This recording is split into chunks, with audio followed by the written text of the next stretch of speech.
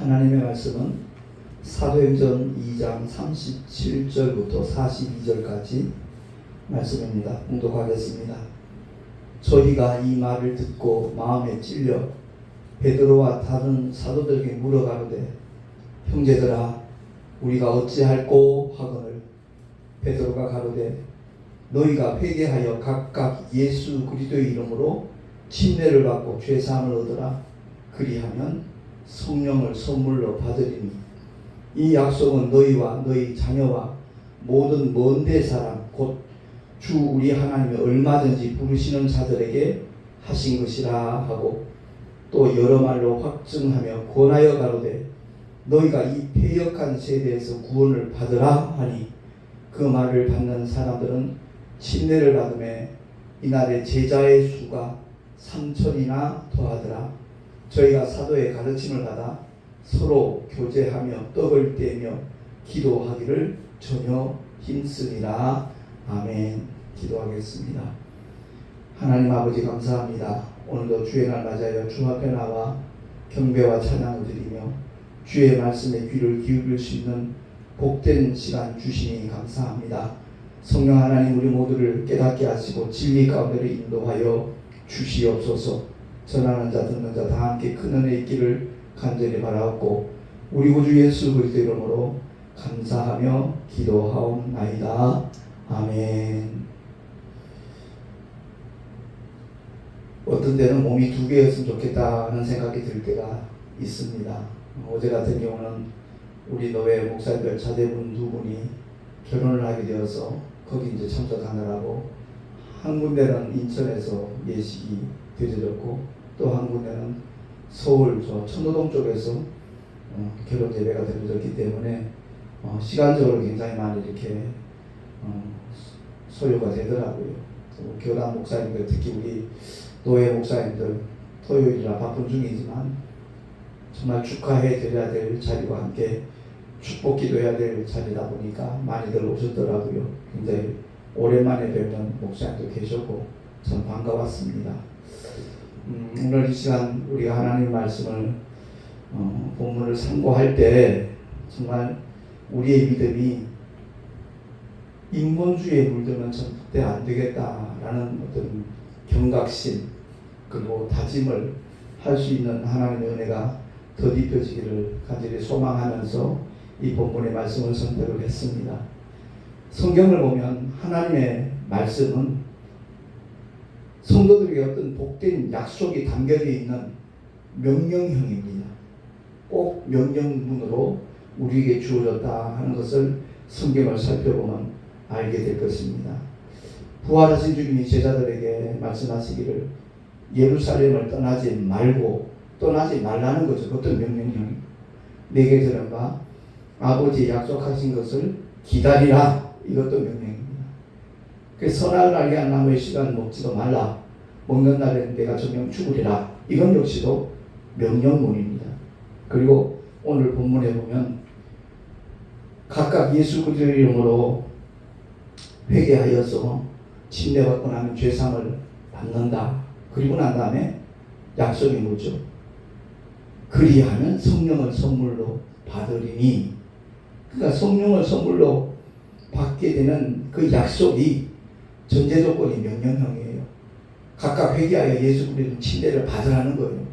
그리하면 죄사함도 얻게 되고 동시에 죄가 사함받았기 때문에 우리의 영혼이 거룩한 영혼이 되어지는 조건을 갖추게 되므로 성령을 선물로 받으리라 라고 주님이 일러주시는 겁니다. 그리고 오늘 본문 말씀을 통해서 우리가 꼭 기억해야 될 것은요, 성령 받은 사람의 삶의 자리가 어떻게 달라지는 것인가 하는 것을 우리가 깨달아야 되는 것이죠. 42절에 보니까 저희가 사도의 가르침을 받아 서로 교제하며 떡을 떼며 기도하기를 전혀 힘썼다라고 말씀하고 있습니다. 첫째는 사도의 가르침을 받아야 돼요. 예수 믿어 구원받은 하나님의 사람들이 맨 먼저 시작하는 것이 교회 생활이거든요. 이 교회 생활에서 가장 중요하게 여기는 가르치는 비중을 두는 부분이 바로 말씀을 배우는 겁니다. 하나님의 말씀에 가르침을 받아야 돼요. 그 일을 대행하는 사람들이 바로 하나님의 종들이거든요. 신학을 공부하고 그러고 난 다음에 목사 안수를 받고 주일마다 강단에 서서 말씀을 전하는 것은 자기 생각, 자기 의견, 자기 주장 하라는 게 아니거든요. 하나님의 말씀을 대변하라는 겁니다.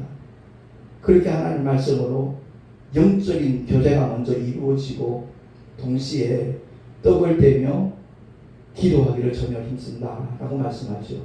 그러니까 주 안에서 한 지체된 자로서 아주 유기체적인 그런 관계가 이루어진다는 것을 말씀을 하고 있습니다. 그래서 사도행전 1장 8절에 나와 있는 말씀 그대로 성령이 너에게 임하시면 너희가 권능을 받고, 이 권능을 받고가 결론이 아니에요. 그건 하나의 과정이고요. 주님이 약속하신 그 권능이 우리에게 정말 수종을 드는 그 권능은 다른 말로 표현하면 하나님의 손가락이에요. 하나님의 손가락. 다시 말해서 하나님이 부리시는 영들을 말하는 거예요. 천군 천사들이 얼마만큼 나를 수종 드느냐에 따라서 그 영적인 삶의 자리가, 목회 현장이 달라질 수 있다는 거죠. 오늘 우리 한국교회는 외형적인 모습 그것 가지고 평가를 해요. 교회를 건축을 했다. 몇 평 지었냐? 교인이 몇 명이나? 이것으로 평가를 해요. 아니요. 성경은 그것을 말씀하지 않아요.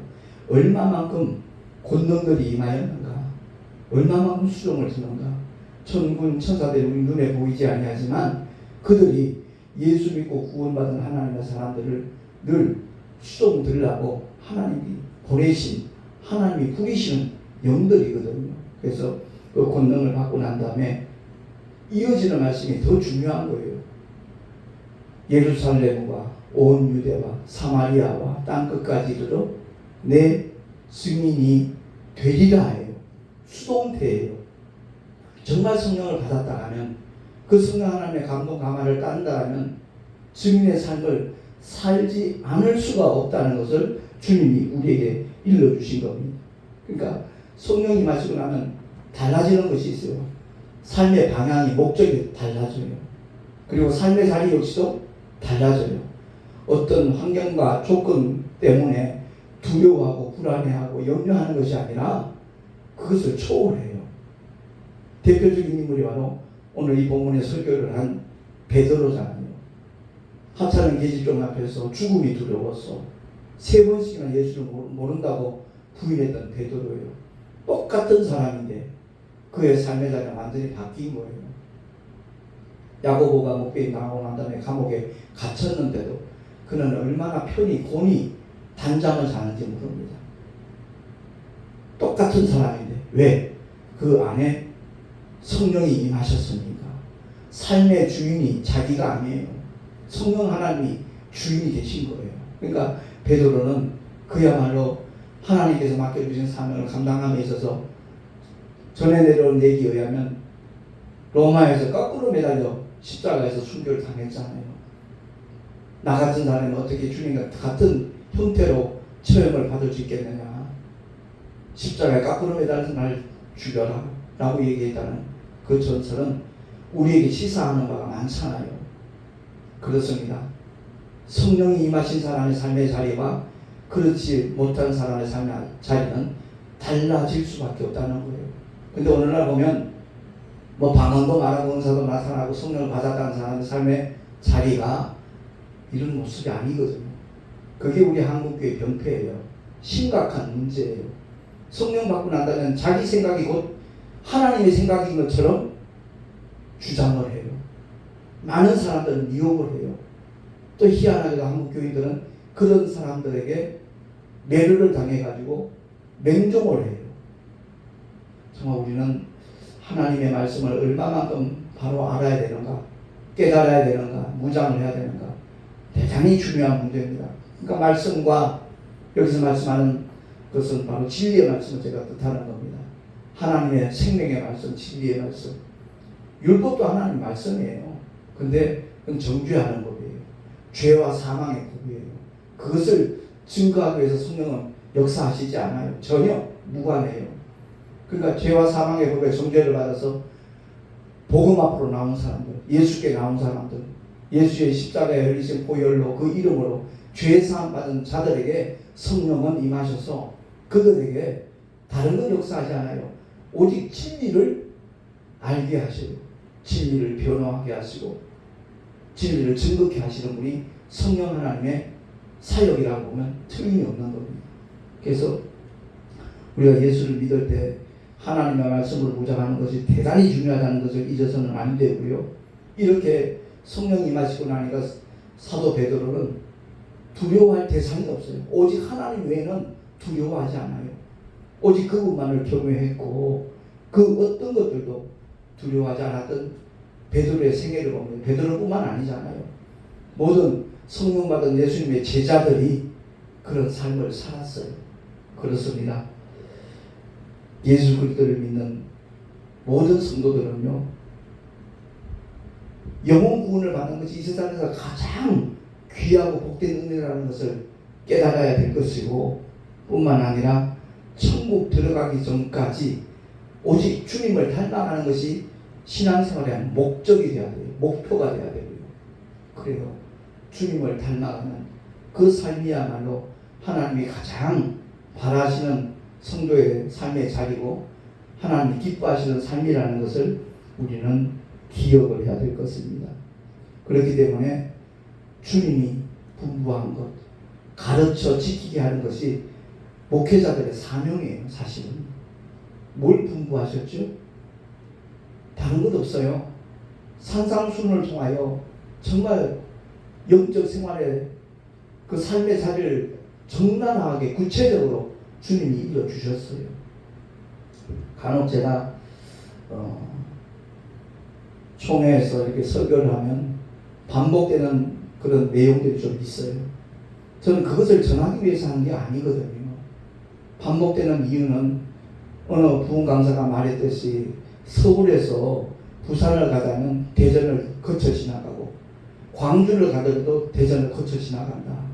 그 어떤 하나님의 말씀을 전하기 위해서 거기에 필요한 징검다리지 그게 목적이 아니다. 그래서 제가 워낙 은혜 받은 그 총 과정들이 너무나 생생하고 많은 사람들에게 도전을 준다는 것을 느꼈기 때문에 그런 말을 반복을 하면 저 했던 설교 또 한다 이렇게 오해하는 분들도 없잖아 있더라고요. 그리고 지난주에도 잠깐 언급했지만 오늘날 현대교인들은 새로운 설교를 참 선호해요. 듣고 싶어 해요. 근데 주님이 공생의 3년 동안에 가시는 곳곳마다 전혀 다른 메시지를 전했다라고 사람들은 이렇게 상상을 해요. 착각을 해요. 아니에요. 베다니가 됐든 가버나움이 됐든 여리고가 됐든 가시는 곳곳마다 만나는 그 영혼들에게 주님이 정말 핵심적으로 가르친 말씀은 다른 것 없어요. 산상수훈이에요. 그 말씀이 무엇을 의미하는지 깨닫는 것으로 끝나는 것이 아니라 듣고 행하는 자, 반석 위에 집을 짓는 지혜로운 사람과 같다라고 결론적으로 5장, 6장, 7장 끝에 그렇게 주님이 말씀을 하고 있거든요. 듣기는 들었는데 행치는 않는다. 모래 위에 집을 짓는 것과 조금도 다를 바가 없다는 거죠. 헛수고가 될 것이라는 거죠. 그러니까 오늘날 사탄이 선악과를 따먹도록 유혹할 때 그 사탄의 생각을 주입을 시켜가지고 그 말을 받아들이니까 하와가 선악과를 보니까 정말 그럴듯하게 보이거든요. 보암직도 하고 먹음직도 하고 지혜롭게 할 만큼 탐스럽게 느꼈단 말이에요. 정령 죽지 않는다. 나는 결코 죽지 않는다. 이 말에 그만 빠져드는 거잖아요. 그 따먹고 난 다음에 자기 남편에게도 당신도 잡숴가고 줬다는 거죠. 그러니까 순서를 따지면 하와가 먼저 죄를 졌어요. 근데 하와의 죄가 원죄는 될 수 없어요. 왜? 아담의 갈비뼈에서 취했기 때문에 하나님께서 하나님의 형상대로 그 모양대로 최초로 지은 존재가 아담이에요. 그래서 아담의 갈비뼈에서 이렇게 만들어진 존재가 하와다 보니까 하나님은 말라기에 그 말씀이 나와 있어요. 영이 유효하실지라도 그 말씀이 뭐냐면 천국 천사는 제각기 다른 존재로 하나님이 창조하셨을지라도 인간은 하나밖에 만들지 않으셨어요. 그가 첫 아담이에요. 영이 유효하실지라도 하나만 짓지 않았느냐. 그래서 모든 인류는 아담의 후예들이에요. 그래서 죄를 하와가 먼저 지었지만 그 죄는 사단적인 죄일 뿐만 아니라 그럼에도 불구하고 원죄는 못 되는 거예요. 그러니까 아담이 하나님의 말씀을 들어야 되는데 뼈 중에 뼈, 살 중에 살인 하와가 당신도 이거 먹어봐 주니까 그걸 받아 먹거든요. 그래서 아담의 죄는 사단적인 죄가 아니라 불순종의 죄예요. 하나님의 말씀에 불순종했기 때문에 우리에게 소망이 남게 된 거예요. 그래서 하나님의 독생자, 둘째 아담 혹은 마지막 아담이라고 하는 하나님의 독생자 예수께서 이 땅에 오셔서 피 흘려 죽어 주심으로 말미암아 아담의 원죄를 포함한 모든 인류의 죄를 도말하시고 예수 믿는 모든 사람들이 죄사함 받을 수 있는 가장 큰 축복을 십자가에서 십자가를 통하여 우리 주님이 허락하여 주신 줄로 믿으시기 바랍니다. 이렇게 사탄이 하와를 유혹을 해서 범죄하도록 만들듯이 오늘날 똑같은 양상으로 원수마귀는 우리 성도들을 유혹을 합니다. 믿음의 사람들을 흔들기 시작을 하지요. 더 구체적으로 말씀을 한다면 주님의 말씀은 진리예요. 생명이에요. 그 말씀에다가 인간적인 생각을 더딥히게 만들어요. 아유 추운 겨울에 어떻게 물속에 들어가 침대를 봐도 약식 세례를 하도록 이렇게 유혹을 만듭니다. 우리는 정말 잊지 말아야 될 것이 주님이 일러주신 그대로 나는 그의 명령이 영생인 줄 아노라. 이 말씀 잊어버리면 안 돼요. 살리는 것은 영이 육은 무익하다. 이 말씀 평생 기억해야 돼요. 그러니까 그 생명의 말씀을 내게 주신 명령으로 받는다는 말은 그 말씀대로 따른다는 얘기예요.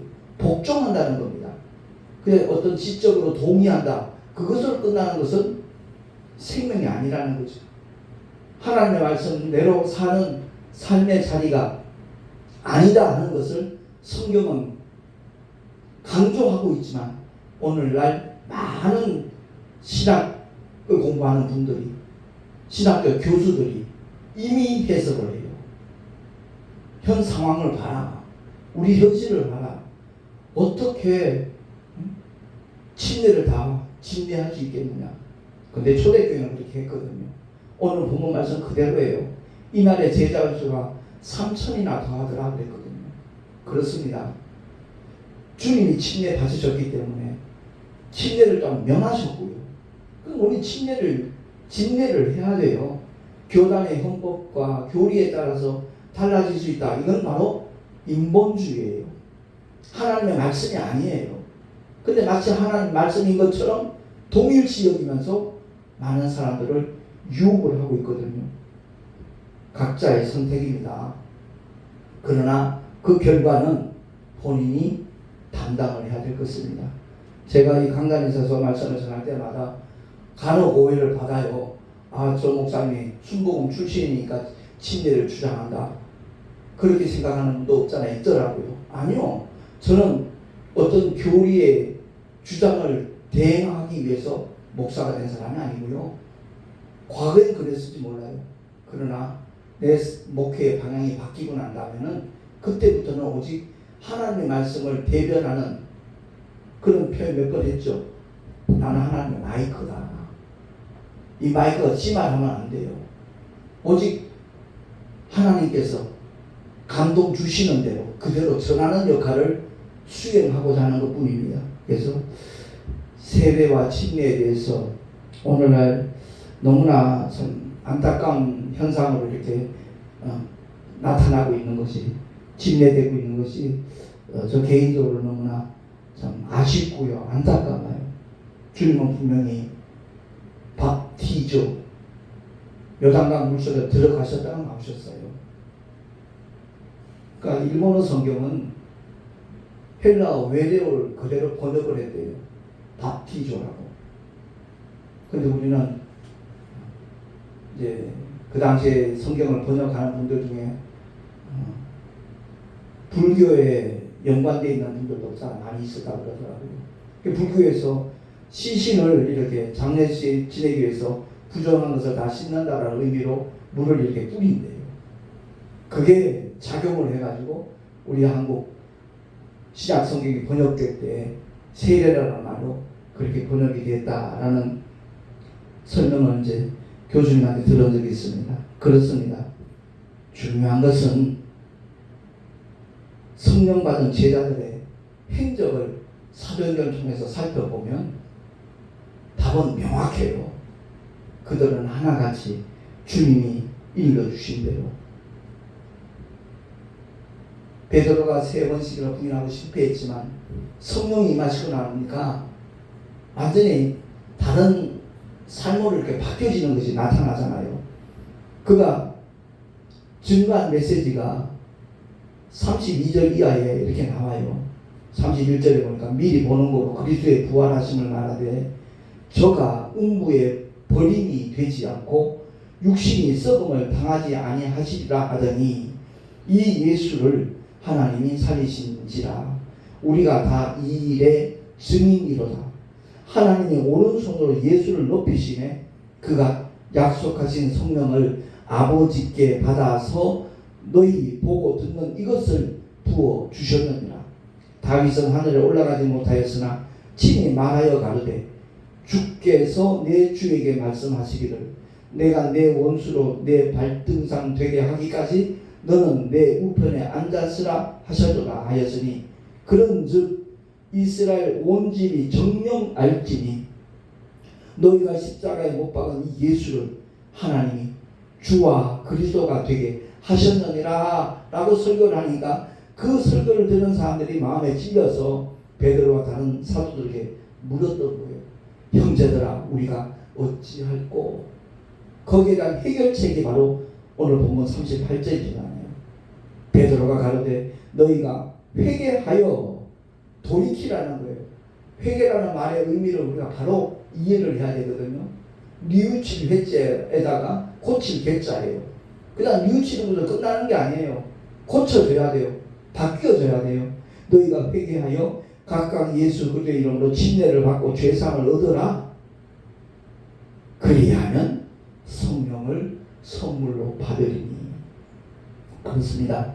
그 마음에 찔림받은 그들이 전도 설교 베드로의 설교를 듣고 난 다음에 그날 침례받은 사람이 3,000이나 되더라. 침례받은 그들이 바로 제자의 수에 들어갔다라고 오늘 본문은 우리에게 설명을 하고 있는 겁니다. 구원받은 사람들이 사실 교회 생활을 시작하고 난 다음에 저 같은 경우 그랬어요. 그 강단에서 말씀 전한 목사님의 말씀이 그야말로 권위가 있더라고요. 설득력이 있고 감동이 되고 그래 내가 저 말씀대로 순종해야지 저 말씀대로 살아야지 하는 마음이 내 신념에 꽉 차더라고요. 누가 뭐 그렇게 해라 요구한 적도 없고 하나님이 놀라운 십자가의 사랑과 은혜를 깨닫고 덧입고 나니까 그 성령께서 그런 마음을 부어주셨구나 하는 것을 알게 되는 거죠. 그래요. 오늘날 구원받은 사람들이 교회 생활 중에서 목회자가 전하는 하나님의 말씀 요즘 말로 표현하면 설교를 하면 그게 전부 다 하나님의 말씀으로 간주하는 그것이 또한 문제가 되기도 하죠. 정말로 주님의 진리의 말씀을 배워가는 그 말씀만을 받아야 되는데 모르니까 그 목사님 딴소리 하겠어? 하나님 말씀 전하겠지? 이런 막연히 생각을 하면서 받아들이거든요. 그래서 제가 강조하는 메시지가 바로 그거예요. 성경 많이 보자는 거예요.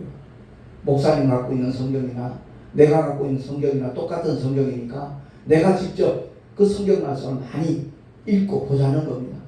단 하나님의 감동으로 기록된 성경이니까 하나님의 감동으로 깨닫게 해주세요. 이렇게 하나님 앞에 기도하고 난 다음에 성경을 많이 보자는 겁니다. 제가 신학교 그 학장님 이치인 예배 때 그런 내용도 잠깐 언급을 했지만, 오늘날 한국교회 많은 신학교들이 여러 가지 수많은 다양한 커리큘럼을 갖고 있어요. 저는 그걸 바꾸자는 거죠. 제 주장은 그겁니다. 왜? 갈릴리 신학교 졸업한 예수님의 12제자들, 그들은 다양한 어떤 커리큘럼을 배웠던 사람들이 아니에요. 오직 예수님이 전하시는, 가르쳐 주시는 그 말씀을 무장을 했고 반복 또 반복했어요. 제가 군생활하면서 읽었던 그 성경보다도 훨씬 더 정확하게, 명확하게, 구체적으로, 지속적으로 그 말씀을 무장한 사람들이 주님의 제자들이에요. 예수님이 다른 것, 어떤 인류학 이런 거 가르치지 않았어요. 상담학 이런 거 가르치지 않았어요. 정말로 하나님의 말씀을 무장을 하면 스승은 한 분뿐이에요. 오직 성령 하나님이 깨닫게 하셔요. 주님이 읽어주신 그 말씀들이 깨달아지고 생각나고 기억나도록 역사하시는 분이 성령 하나님이셔요. 아닌 말로 신학교 졸업하고 난 다음에 목회 현장에 들어갔을 때 조직 신앙이 무슨 필요가 있어요? 아무 소용없어요. 목회 현장에. 그래서 전적으로 어제도 만난 목사님들에게 이제 잠깐 그런 대화를 했지만, 우리 신학교만큼은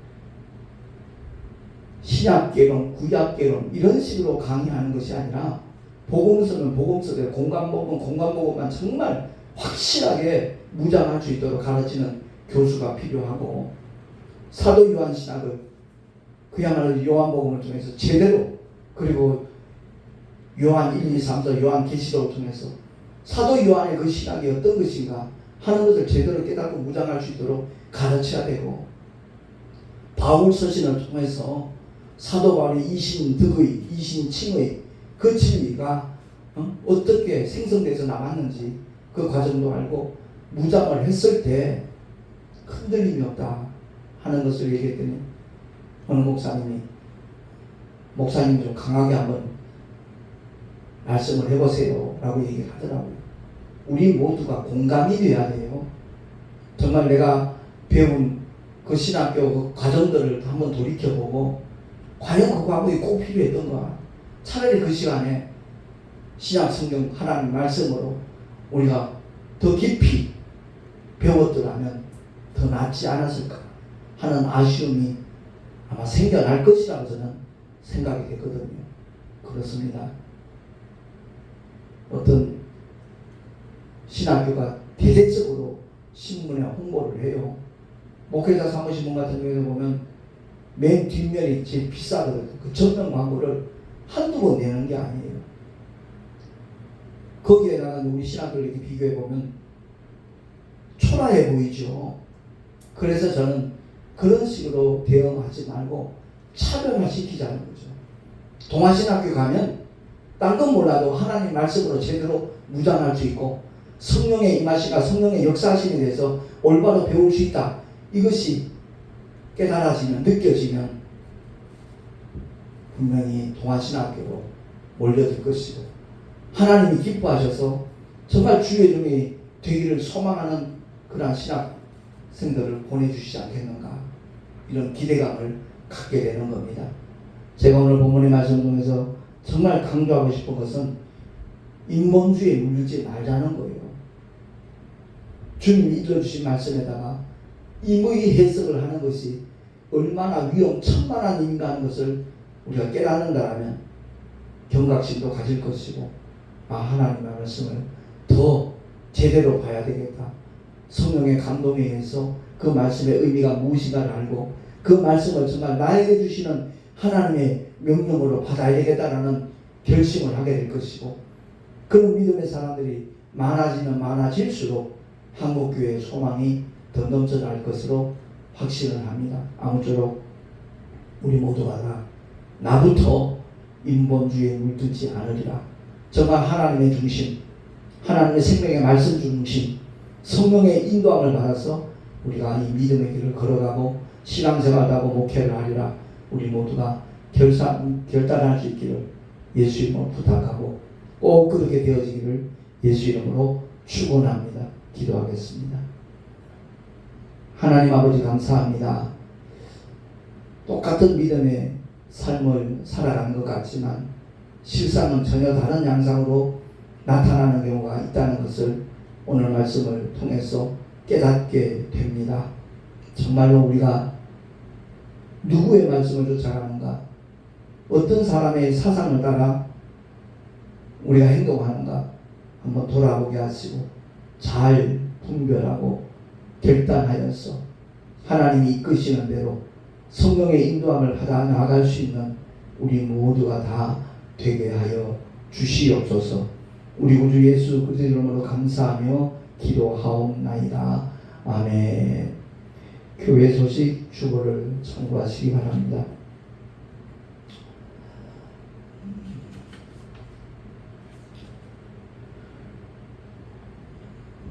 총회장직 연임하는 하나님의 은혜를 받게 되었는데 위에서 기도 많이 해주시면 고맙겠습니다.